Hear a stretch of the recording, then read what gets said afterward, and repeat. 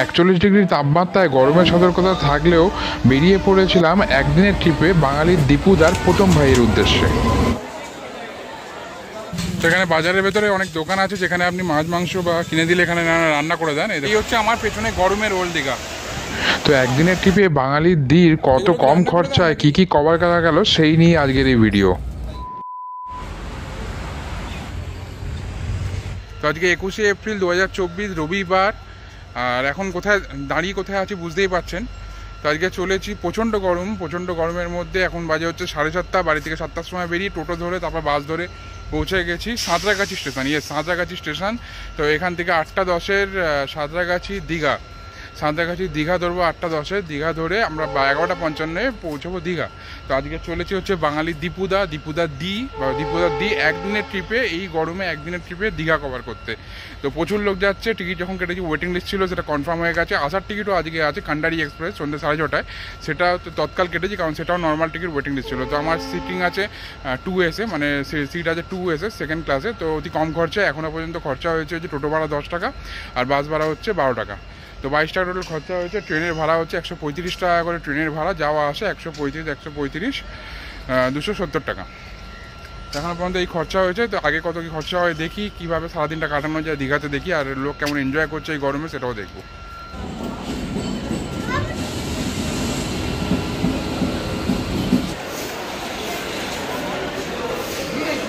তো 02897 সাঁতরাগাছি দীঘা স্পেশাল 8টা10-এর সাঁতরাগাছি থেকে ছেড়ে পৌঁছবে হচ্ছে 11টা55-তে দীঘা। তো এটা অনলি রবিবারও থাকে, কিন্তু শনিবারও একটা থাকে দীঘা স্পেশাল, যেটা 9টা10-এ ছাড়ে।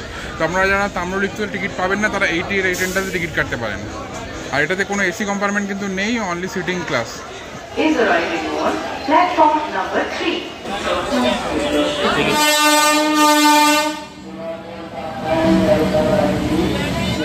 তো 7টার সময় হাওড়া থেকে ছেড়ে আসা তাম্রলিপ্ত এক্সপ্রেস, দীঘা তাম্রলিপ্ত এক্সপ্রেস, খালি ভিড়টা খালি দেখুন। তো এখন 8টা বাজে, এখন কটা বাজে 7টা50-এ এটা সাঁতরাগাছি ঢুকেছে। তো লেটেই চলছে সম্ভবত, তো আমার মনে হয় এটাও লেটে ছাড়বে।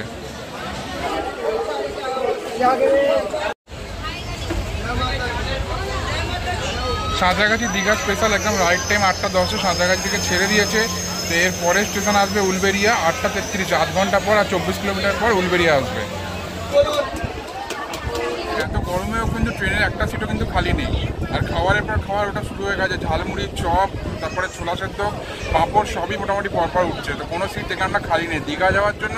মানে কি গরম, কি শীত, কি বর্ষা, সব সময় লোক একদম দৌড়চ্ছে দীঘা।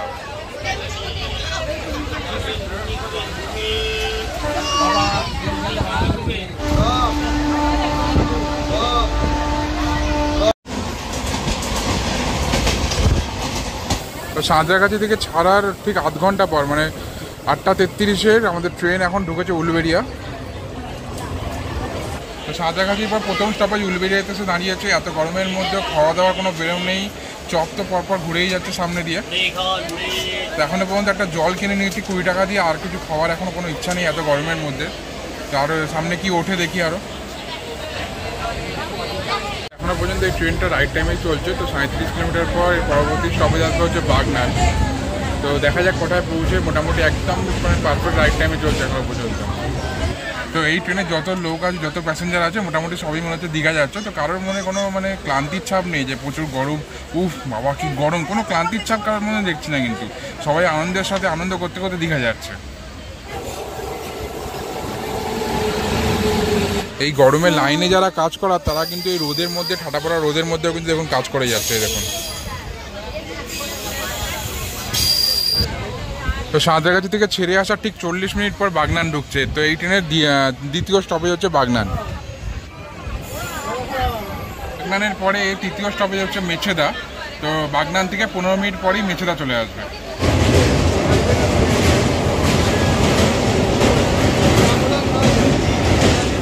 তো এখন মেছেদা ঢুকেছে, 3 নম্বর স্টপেজ মেছেদাতে ঢুকেছে। 9টা06-তে টাইম মেছেদায়, সেখানে এখন 9টা18 বাজে।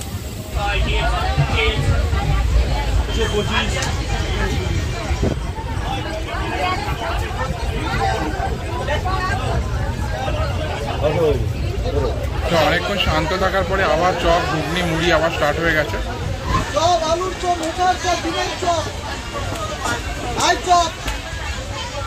চপ আছে, গরম চপ।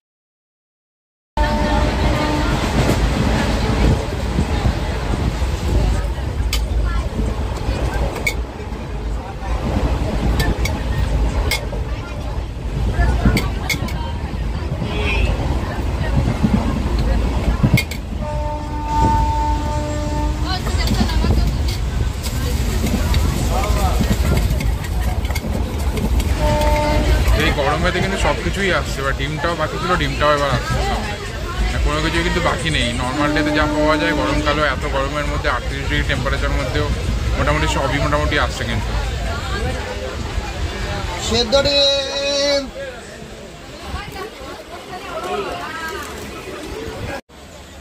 তো মোটামুটি ঠিকঠাক টাইম মেনটেন করতে করতে রামনগর বেঙ্গল এসে দাঁড়িয়ে গেছে। তো এখানে 20 মিনিট দাঁড়িয়ে আছে, তো এক্সাক্ট বোঝা যাচ্ছে না কী কারণে 20 মিনিট দাঁড়িয়ে আছে। তো অনেকক্ষণ লেট হয়ে গেছে, এবার আস্তে আস্তে গরমটা লাগছে, কিন্তু এতক্ষণ অত গরম লাগছিল না।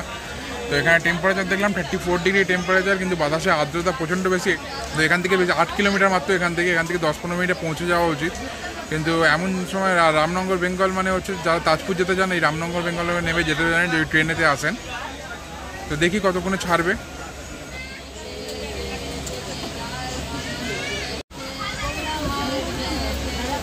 তো ট্রেনটা যেহেতু এতক্ষণ মানে খুব ভালো আসছিল, ভালো হাওয়া চলছিল, তাই গরমটা অতটা ফিল হয়নি। কিন্তু এখন দাঁড়িয়ে এই 20 মিনিট মতন দাঁড়িয়ে যাওয়ার ফলে গরমটা ভালো মতন ফিল হচ্ছে। বিশেষ করে বেশি কাইল হয়ে গেছে বাচ্চাগুলো, অনেক ছোটো ছোটো বাচ্চা আছে ট্রেনে, মানে যারা রীতিমতো মানে কান্নাকাটি জুড়ে দিয়েছে, অর্ধেক বাচ্চা ঘুমোচ্ছে ট্রেনের সিটে, তো ওদের খুব কষ্ট হচ্ছে এই গরমের মধ্যে। তো দীঘা হাওড়া তাম্রলিপ্ত এক্সপ্রেস যেটা দীঘা থেকে 10:30টার সময় ছাড়ে, ওটা 1.5 ঘন্টা লেটে চলছে। তো এই রামনগর বেঙ্গলের 10:44 টাইম, সেখানে 1.5 ঘন্টা লেটে 12টার সময় ঢুকবে। তো ওই ট্রেনটা ঢুকবে বলেই এই ট্রেনটাকে 20 মিনিট দাঁড় করে রেখে দিয়েছে।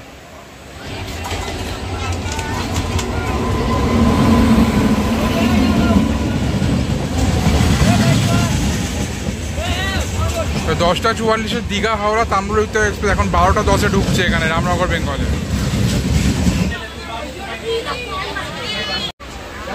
তো এত গরমের জন্য লোকজন মোটামুটি বাইরে গিয়ে দাঁড়িয়েছিল, বাইরে গিয়ে গাছের তলায় বসেছিল লোকজন। তো এবারে এই যে ট্রেনের সিগন্যাল হয়ে গেছে, ওই গিয়ে আস্তে আস্তে সব উপর দিকে উঠে আসছে।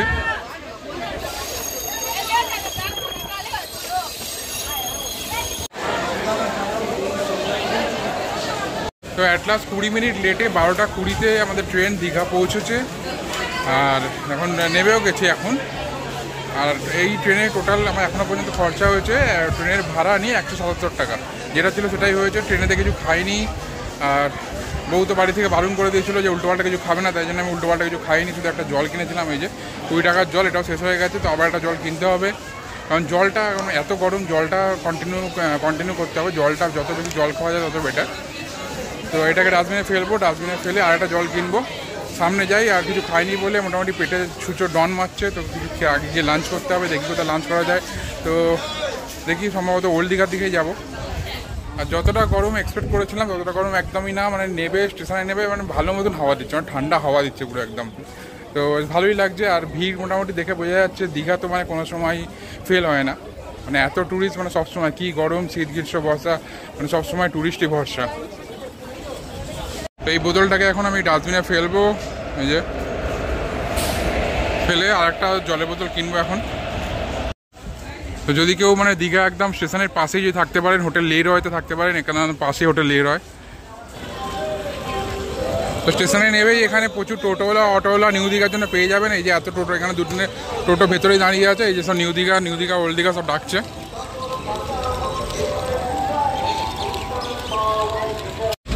কত ওল্ড দীঘা কত কেউ একা? হ্যাঁ রিজার্ভে যেতে হবে। রিজার্ভ কত? 100 টাকা রিজার্ভ।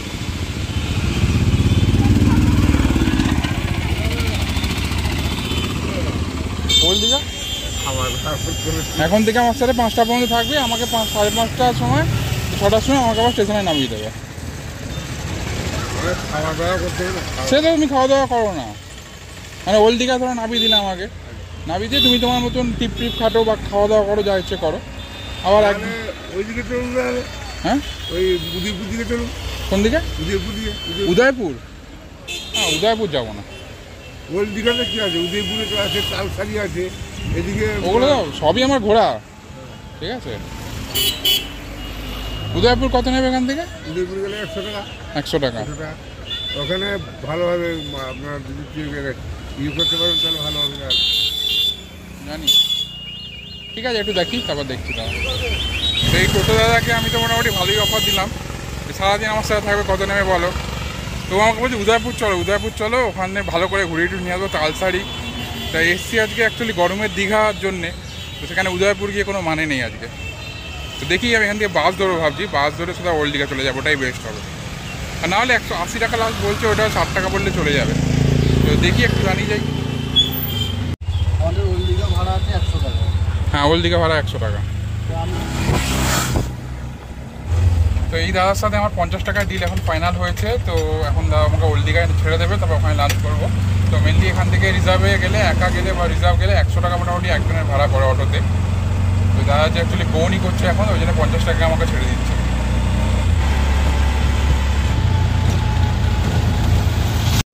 তো এখানে 50 টাকা অটো ভাড়া দিয়ে টোটাল খরচা হলো হচ্ছে 225 টাকা আজকে, এখনও পর্যন্ত 225 টাকা ইনক্লুডিং ট্রেন ভাড়া। ট্রেন ভাড়া 135 টাকা নিয়ে টোটাল খরচা হয়েছে 225 টাকা। তো এবার লাঞ্চটা করি আগে। তো একবার এদিকে বাজার, এদিকে তো বাজারের দিকে একবার যাই, গিয়ে ঘুরে আসি, ঘুরে তারপরে যদি এখানে লাঞ্চ করা যায় করবো, নাহলে এদিকটা কোথাও করবো। তো এর বাজারের ভেতরে বিভিন্ন রকম দোকান আছে, এখানে যেমন কাজুর দোকান আছে, এদিকে বিভিন্ন ব্যাগের দোকান আছে, কারণ খেলনা ব্যাগের দোকান আছে এখানে।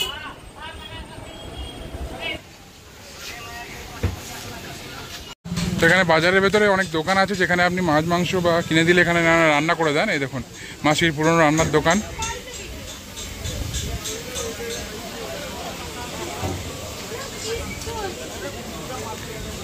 ভোলানাথ ক্যাটারিং, এখানে মা লক্ষ্মী রান্নার দোকান। তো এখানে কিনে দিলে রান্না করে দেয়।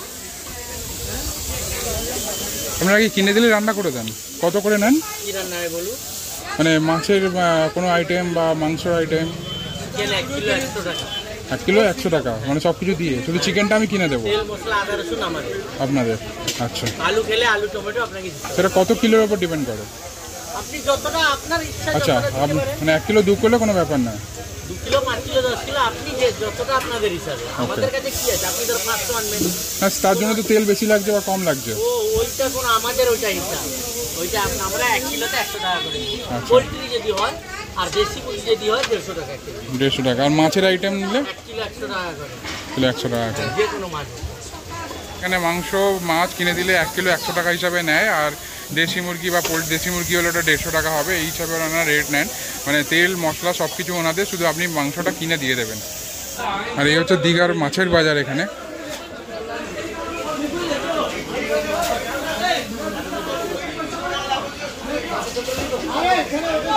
এখানেও এই যে আছে, এখানে চিংড়ি কত করে গো এগুলো? 800।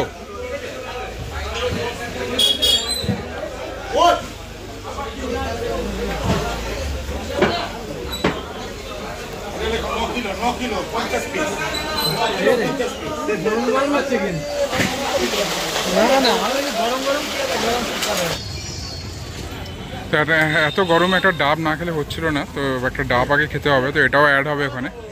এটা কত? 50? তো এই ডাবটা 50 টাকা নিচ্ছে, তো এটাও এক্সপেন্সে অ্যাড হবে।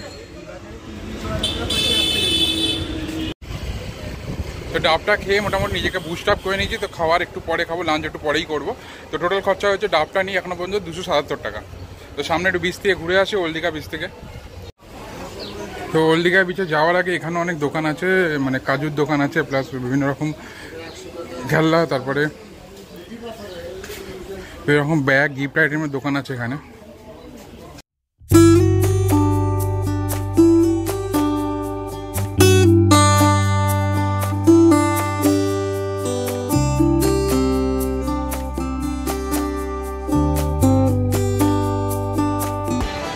ভিড়টা জাস্ট ঠিক করছে, মানে গরমের দীঘা, কিন্তু গরমের দীঘা দেখে মনে হচ্ছে না যে গরম পড়েছে, এত গরম পড়েছে। মানে ক্যামেরাটা আমি চেঞ্জ করছি জাস্ট।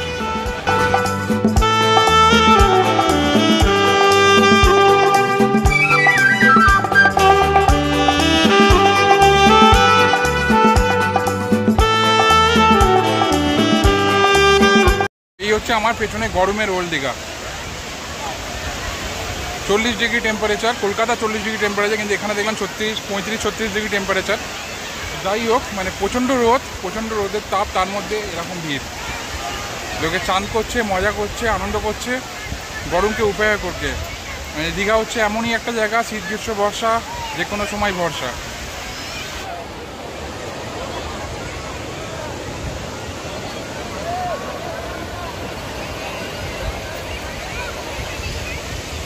এবার আস্তে আস্তে খিদেটা পাচ্ছে, এবার লাঞ্চের জন্য যাওয়াটা দরকার আছে। তো এবার ওই হোটেলের দিকে যাচ্ছি, দেখি কোথায় ভালো লাঞ্চ পাওয়া যায়। মোটামুটি জিজ্ঞেস করেছি, 2-3টে হোটেল বলেছে, 2-3জনকে জিজ্ঞেস করেছি। তো যাই, গিয়ে লাঞ্চটা করি, দেখি কি পাওয়া যায় না পাওয়া যায়। বাস স্ট্যান্ডের পাশেই একটা হোটেল ছিল, তো ওখানে ঢুকেছি। ঢুকে এখন একটা কাতলা থালি অর্ডার করবো, যেটা 140 টাকা দাম। তো কাতলা থালি অর্ডার করেছিলাম, 140 টাকা প্রাইস। এখানে ভাত আছে, আলু ভাজা আছে, পেঁয়াজ আছে, লেবু আছে, ডাল আছে, এখানে শুক্তো আছে, এখানে চিংড়ি মাছের কিছু একটা আছে, এটা আলু চিংড়ি না কি চিংড়ি বললো। আর এখানে এই যে কাতলা মাছ, সাইজ ভালোই কাতলা মাছের।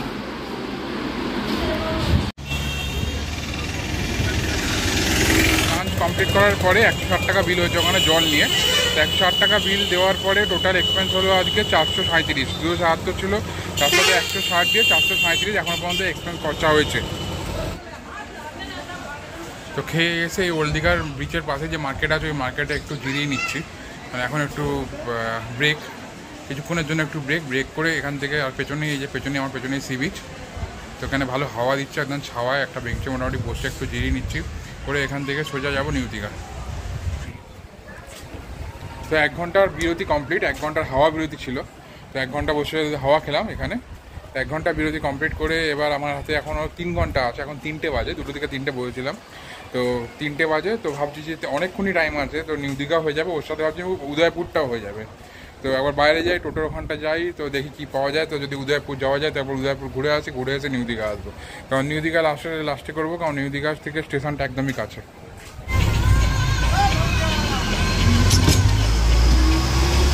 তো অটোতে বা টোটোতে না গিয়ে এখান থেকে বাস ধরে নিলাম। বাসে দীঘা বর্ডার পর্যন্ত যাবো, ওখান থেকে টোটো বা কিছু একটা করে নেবো। তো এই বাসটাতে, এই যে পেছনের বাসটাতে মাত্র 10 টাকা দিয়ে ওল্ড দীঘা থেকে দীঘা বর্ডার পর্যন্ত চলে এলাম, যেটা 150 টাকা মানে কি বলছিল। যাই হোক, 120 টাকা কমে কেউ আসতে চাইছিল না। 10 টাকা দিয়ে চলে এলাম। তো এখান থেকে টোটো বা কিছু ধরে নেবো, ধরে এখান থেকে একটুখানি, এখান থেকে একদম কাছে। কত নেবে? আর 50 টাকা নেবে, 30 টাকা নেবে, দেখি কত নেয়। আর এই সামনে হচ্ছে দীঘা উড়িষ্যা বর্ডার, এই যে দীঘা বর্ডার লেখা আছে। তো এখান থেকে 13.8 কিলোমিটার দূরে হচ্ছে বিচিত্রপুর নেচার ক্যাম্প। কত বলেছে?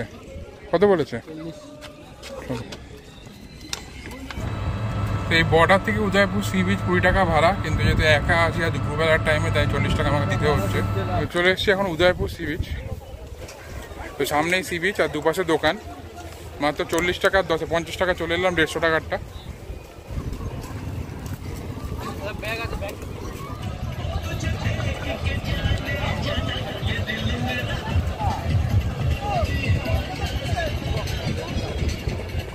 তো উদয়পুর সি বিচের একটা ট্রেডমার্ক আছে, তাই সামনে দেখুন 3জন আসছে ধরাধরি করে। এটাই হচ্ছে উদয়পুর সি বিচের ট্রেডমার্ক।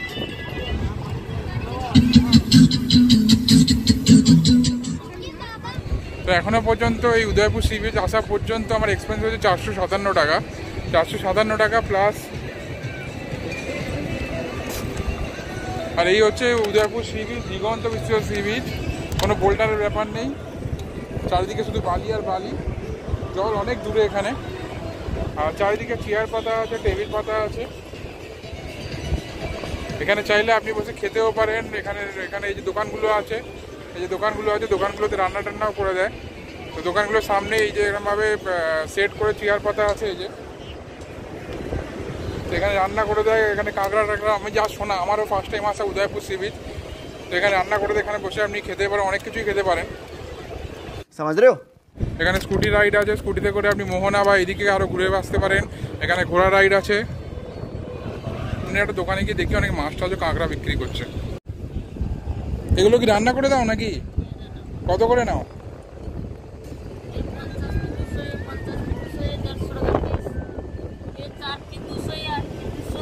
4 পিস 200, 8 পিস 200, 150 টাকা পিস। এইটা কি মাছ? আমুদি। আচ্ছা। রান্না করতে মানে ওই সব নিয়ে এটা যে 4 পিস 200 টাকা বলছো রান্না করা নিয়ে, আর খাবে কোথায় তোমার এখানে নাকি চেয়ার পেতে দেবে? আচ্ছা, আর এর সাথে ভাত তো তুমি দিয়ে দেবে নাকি? আচ্ছা, শুধু এইগুলো করে দেবে। আচ্ছা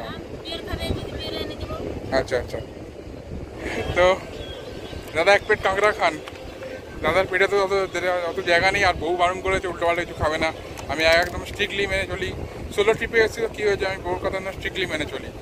আপনারা একটু মেনে চলুন, কাজে লাগবে। যাই হোক, তো দাম মোটামুটি শুনলেন, এই রেটে মোটামুটি ওনারা রান্না করে দেন। এখানে বসে খেতে পারেন বসে। তো এখানে জলটা মোটামুটি একটু ঘোলা মনে হচ্ছে দেখে, প্রচুর স্টার ফিশ পড়ে আছে এখানে। এই যে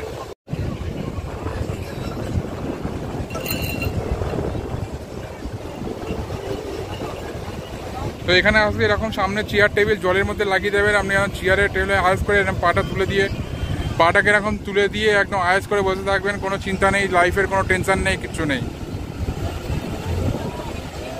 ঢেউ খেতে খেতে চেয়ারে বসে ঢেউ খাবেন একদম। জোয়ার আসছে নাকি ওই টেনে নিচ্ছ? তো জোয়ার আসছে বলে গাড়িগুলোকে আবার আস্তে আস্তে ওপর দিকে তুলে নিচ্ছে। এতক্ষণ ভাটা ছিল বলে ওই ভেতর দিকে অনেক নিচের দিকে ছিল গাড়িগুলো।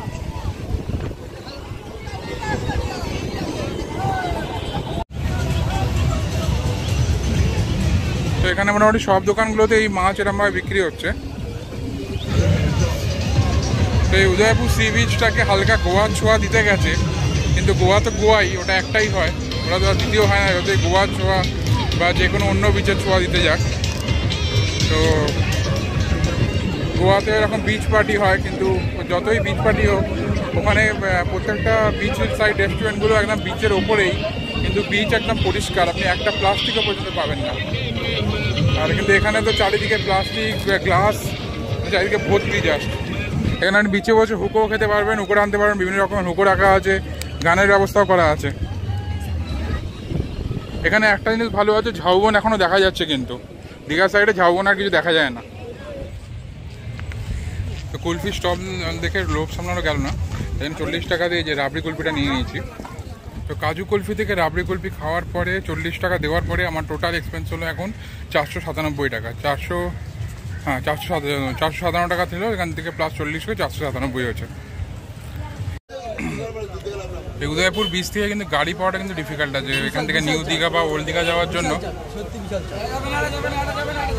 মানে দীঘা বর্ডারে গিয়ে ওখান থেকে বাস নেওয়া যাবে, কিন্তু এখান থেকে গাড়ি পাওয়াটা, মানে আমি এর আগে একটা গাড়িতে বসলাম, ওখান থেকে ওরা গাড়িটা রিজার্ভ হয়ে গেল, আমাকে নামিয়ে দিল।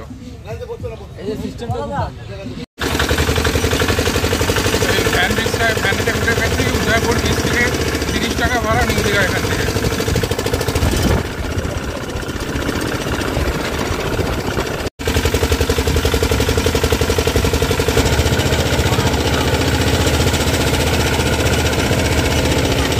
তো 30 টাকা দিয়ে এই গাড়িতে আমি নিউ দীঘা এলাম। এখন উদয়পুর থেকে নিউ দীঘা এলাম, এবার আমি আস্তে আস্তে নিউ দীঘার বিচের দিকে যাবো। এই সোজা নিউ দীঘার বিচ, এদিকে হচ্ছে স্টেশন। তো কাছাকাছি থাকি, নিউ দীঘা থেকে একদম স্টেশনে এসে যাবো একটু পরে। তো এখন 4:30 বাজে, হাতে আরও 2 ঘন্টা আছে আমার। তো টোটাল এক্সপেন্স হলো এখনও পর্যন্ত 497 প্লাস 30 টাকার এই যে বুটবুটি, তো হলো 527 টাকা। তো সামনে নিউ দীঘার বিচ, আর এই চারিদিকে এই যে দোকানগুলো, রেস্টুরেন্টগুলো এখান থেকে শুরু হয়ে গেছে। পৌঁছে গেছি নিউ দীঘা, আর এই আমার পেছনে এই যে নিউ দীঘার বিচ। এখানেও ভিড় কিন্তু কম নয়, গরমের দীঘা বলে বা প্রচণ্ড গরম পড়েছে বলছে লোক আসছে না, তা না। এখানেও কিন্তু এখন কটা বাজে, 4:30 বাজে, এখনও কিন্তু লোকজন, প্রচুর লোকজন চান করছে এখানে। মানে দুপুরবেলা আরও ভিড় ছিল। আর মেন বিচটা ওই দিকটা পুরো গিজগিজ করছে। আমি দেখাচ্ছি মেন বিচটাকে।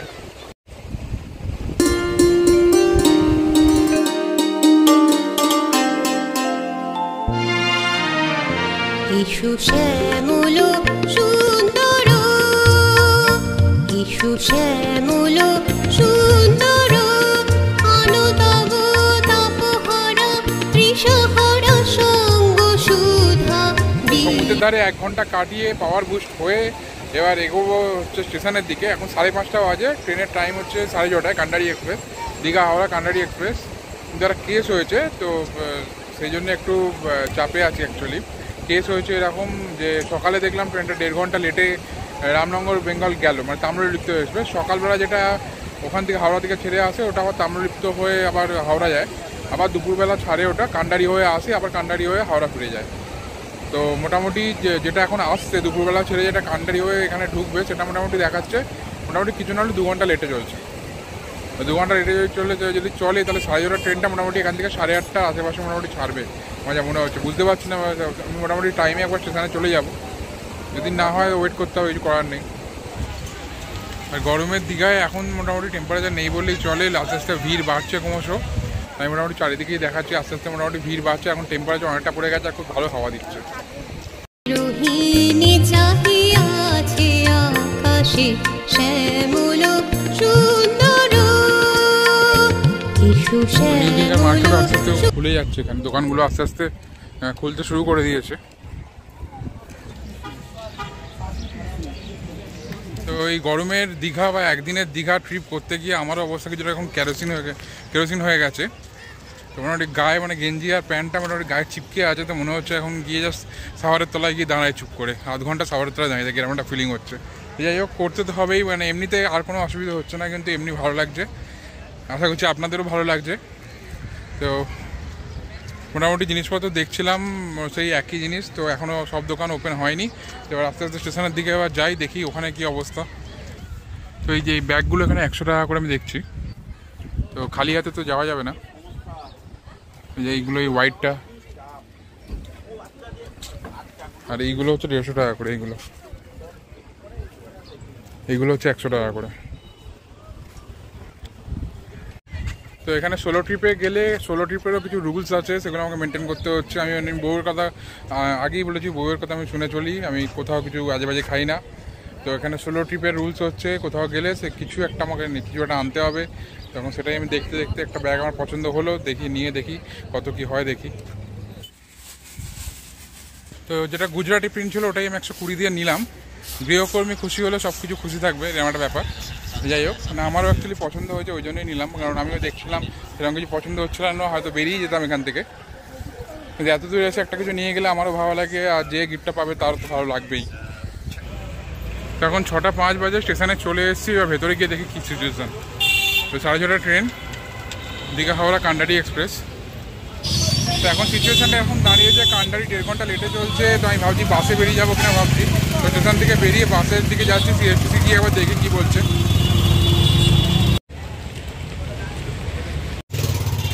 তো ট্রেন লেট থাকার জন্য এই একদম কোথা,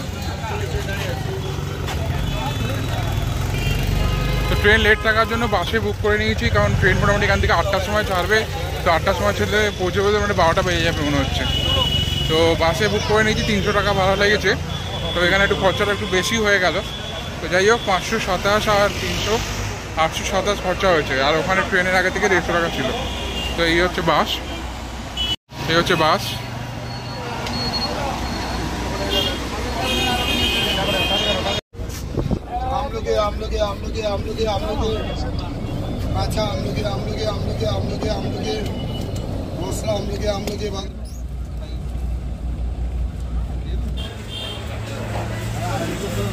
তখন 9:50 বাজে কোলাঘাটে এসে দাঁড়িয়েছে গাড়ি। এখান থেকে আরও 1.5 ঘন্টা লাগবে। তো মোটামুটি বাড়ি পৌঁছাবো মনে হচ্ছে 12টা 11:30 থেকে 12টার মধ্যে বাজবে মোটামুটি মনে হচ্ছে। তো এখন মোটামুটি হালকা খাওয়ার জন্য এখান থেকে ডিম টোস্ট নিয়ে নিচ্ছি, এই যে 30 টাকা দিয়ে ডিম টোস্ট হয়েছে। তো অ্যাট লাস্ট 11:17 আমি বেলেপোলের কাছে বাস থেকে নেমেছি। এখান থেকে টোটো ধরবো, আর টোটাল খরচা হয়েছে মোটামুটি এই বাস ভাড়া 300 টাকা, প্লাস ট্রেনের যে টিকিট কেটেছিলাম ওখানে 130 টাকা। তো সব নিয়ে মোটামুটি ওই 1025 টাকা 32 টাকা মতন খরচা হয়েছে। তো এই বাসে 300 টাকাটা খরচা না হলে মোটামুটি 600 টাকার আশপাশে হয়ে যেত। আর ট্রেন এখনও আসছে, ট্রেন এখনও মেচেদা ঢোকেনি। তো আমি স্ট্যাটাসটা আমি স্ক্রিনশট ভিডিও করে রেখেছি ট্রেন ম্যান থেকে, তো ওটা আমি আপডেট করে দেবো। তো এখান থেকে টোটো ধরে নিয়েছি এখান থেকে। তো টোটো যেতে যেতে ট্রেনের স্ট্যাটাসটা চেক করছিলাম, চেক করতে করতে যেটা বুঝলাম ট্রেন এখনও জাস্ট মেচেদায় ঢুকেছে, আর সাঁতরাগাছি এক্সপেক্টেড দেখাচ্ছে 11:33। তো অ্যাট লাস্ট 11:40 ঘরে ঢুকে গেছি। তো ট্রেন এখনও কিন্তু ঢোকেনি, ট্রেন এখনও সাঁতরাগাছি ঢোকেনি, মোটামুটি চেক করেছি। তো মোটামুটি আপডেটটা আমি ট্রেনের আপডেটটা এখানে অ্যাড করে দেবো, জাস্ট দেখে নেবেন ট্রেন আর বাসের মধ্যে তফাৎ। কিন্তু অবশ্যই ট্রেনে যদি রাইট টাইম থাকে অবশ্যই ট্রেনে আসার চেষ্টা করবেন, বাস কিন্তু ওই সারাক্ষণ দাঁড়াতে আসবে। আজকের মতন এই ব্লগটা শেষ করছি। তো একদিনের ট্রিপ গরমের দীঘা কেমন লাগলো অবশ্যই জানাবেন। চলুন আজকের মতন সবাই ভালো থাকবেন, and tata and bye bye.